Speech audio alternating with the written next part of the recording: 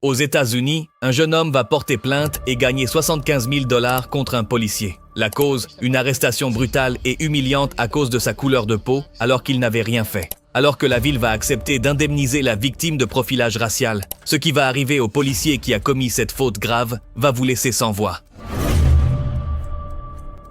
Le 15 juillet 2018, Montre Little, âgé de 23 ans, et Jared Clinton, âgé de 21 ans, quittent tranquillement un parc local lorsqu'ils sont soudainement interceptés par l'officier Kyle Tace du département de police de Des Moines, dans l'état de l'Iowa.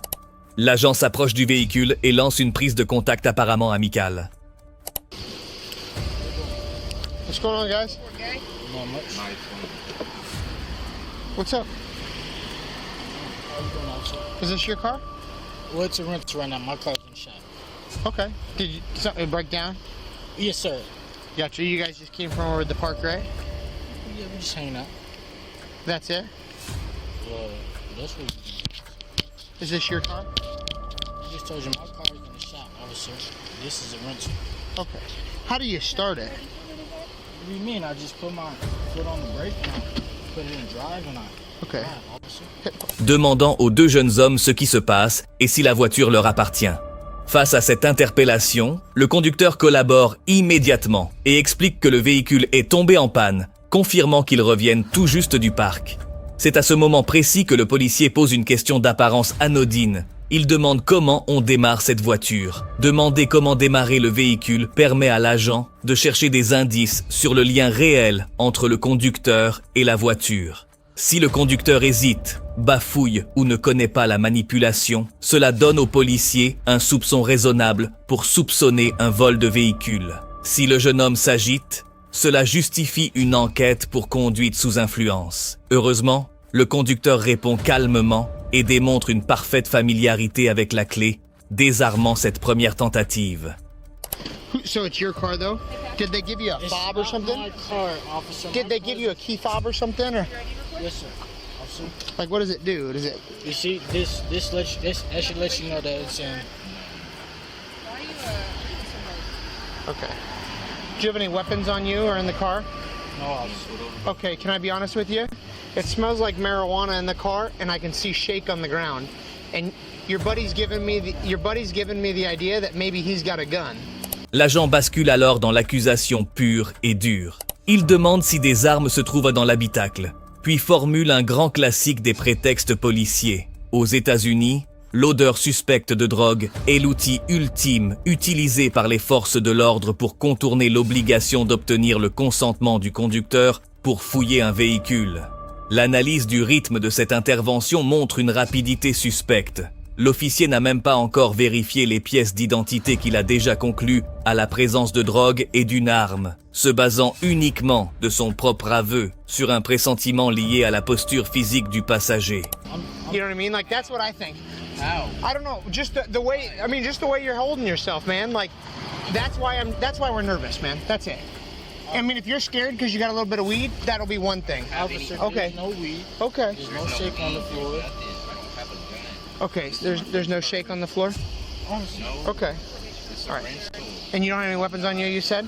officer, that is correct. Okay. Do you have your ID on you? My brother's been put over most of the time for doing that. I live in Des Moines, I go to work. I don't like doing this.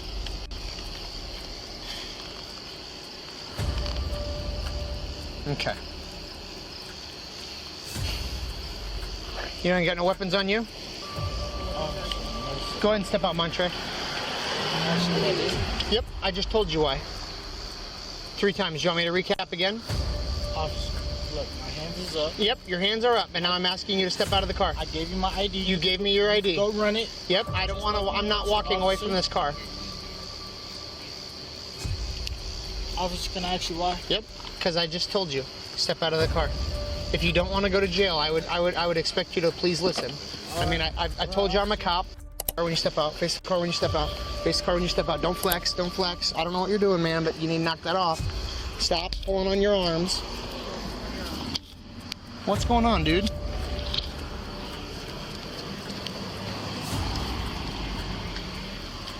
Where are you trying to? What are you doing, dude? Officer, I'm not doing nothing to you. Okay. Well, you're making me think something funny is going on, man. Come on, man. You're not under arrest. You're just like, you're like pulling away like you're gonna do something silly. And I don't want that. What? Nothing. I what? I'm not even gonna. Okay, well, you're not under arrest, man. We're just trying to figure out what's going on. Okay, sure. Okay, so slide over here. I mean, your heart is thumping, dude. Like, you're beaten. Officer, please don't. Don't what? Have a seat. Okay. Have a seat. I think that your buddy has a gun, so I need you to step into the car. You think my Step buddy in- has a gun? He's acting funny. Step in the car, please. Officer, If you don't step in the car, you're going to jail for sure. Okay, that's So fine, step in the officer. car. So But step in the car. Listen, I don't please, want. officer, I'm officer. done listening. I just told you. I think that your buddy has a gun. Now knock it off.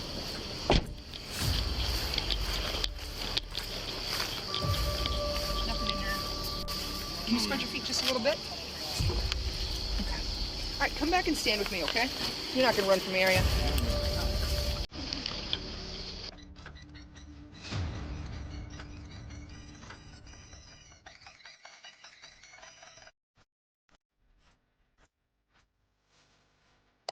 How old are you, Montre? March 25th, 1995. You supposed to be drinking in the park there? Officer, officer, that's just in there, okay? There was no gun, there was no weapon to harm you, officer. We didn't do anything wrong. We stopped at the stoplight. We pulled over when you pulled over. I did everything you asked me to, officer. You thought there was a weapon, there's no weapon. We wasn't doing anything wrong, officer. I'm not sure why you pulled me over. That's your rental, everything is fine. There was no breaking taillight or nothing, officer. I did nothing wrong with you. Le policier ordonne au conducteur de descendre du véhicule. L'officier passe aux menaces directes, affirmant que s'il n'obéit pas, c'est la case prison immédiate. Il lui ordonne de se positionner face au véhicule dès sa sortie. L'agent répète qu'il n'est pas en état d'arrestation. Le conducteur maintient sa ligne de défense avec force, répétant qu'ils n'ont rien fait de mal, qu'ils se sont arrêtés dès que les gyrophares se sont allumés et qu'il n'y a strictement aucune arme dans cette voiture de location. La raison initiale de cette interception n'ayant jamais été clarifiée par la police, les reproches du conducteur s'avèrent d'une justesse implacable. Aucun feu n'était défaillant, la plaque d'immatriculation était valide et le simple fait de quitter un parc public ne constitue en rien un crime. If I take them handcuffs off you, can you dump out that bottle of alcohol for me? Oh, I could do it anytime, officer. Is that good? Yeah, of course it You is. good? We straight? Okay. So here's the deal. Like, you and I know. I mean, let's start over. Let's deal with each other. Did I make anything up when I said the car smelled like marijuana? Yeah, a little bit. A little bit. Hold on. Because there was nobody smoking in the Is there car. marijuana shake on the floor of the car?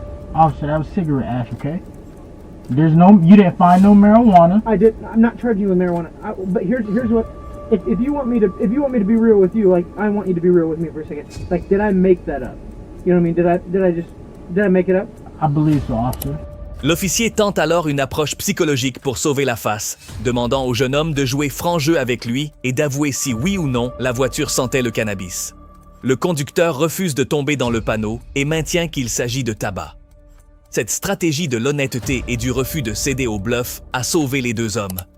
Depuis l'arrêt de la Cour suprême de 1969, Frazier contre Cupp, les policiers américains ont le droit légal de mentir et d'utiliser la ruse pour extorquer des aveux.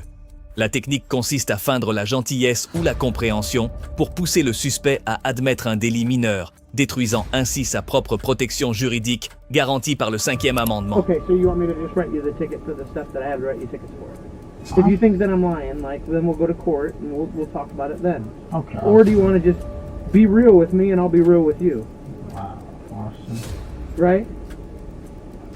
I would like to pull out my alcohol like you asked me to, officer. You didn't find anything. We wasn't doing anything, officer.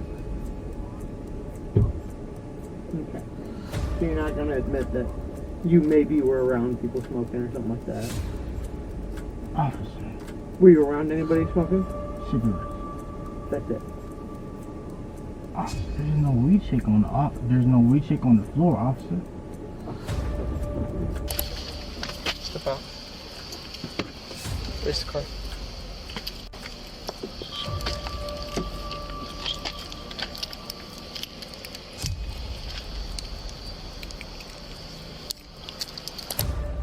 Devant le refus catégorique d'admettre la moindre faute, l'agent, constatant l'échec total de sa stratégie de coercition, abandonne les poursuites. Il ordonne simplement aux deux hommes de vider le contenu des bouteilles d'alcool trouvées lors de sa fouille illégale et les laisse repartir sans leur infliger la moindre amende ni procéder à une arrestation.